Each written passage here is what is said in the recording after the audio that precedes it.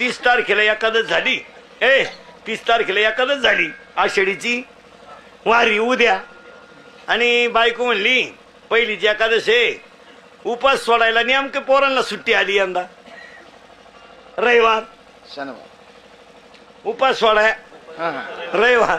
मग बायको म्हणली आंबे आण, आंबे पोळी करू. बरोबर आहे, शेतकऱ्याच्या बाईला काही झालं तरी बिचारीला उपास सोडायला तिची भगवंतावर तेवढी श्रद्धा आहेच. ती काय ती बिचारी करणार. हे आंबे घेऊन आलं पण पिऊन आलं, 2-4 जोडीदार घेऊन आलं आणि बायकोनं पुरणपोळीचा स्वयंपाक केला. म्हणती बेवडी जेवायला बसलो, याला पोळीच तुटानं. अर्धा तास पोळी तोडायचं, पोळीच तुटानं. तो उठला आणि खाटकन बायकोच्या तोंडात ठेवून दिली. म्हणला it is a question of my credit and impression. अर्धा तास झाला पोळी तोडतोय. तो या बापानं अशा कडक पोळ्या शिकवल्या होत्या, पण त्याला हे माहित नव्हतं त्याची टोपी रसात पडेल होती.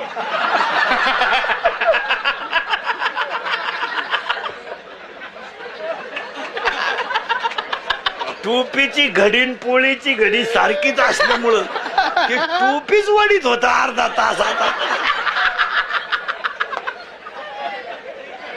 असे एकत्र करावं मग भागवत कथा ठेवा, काय करावं मला.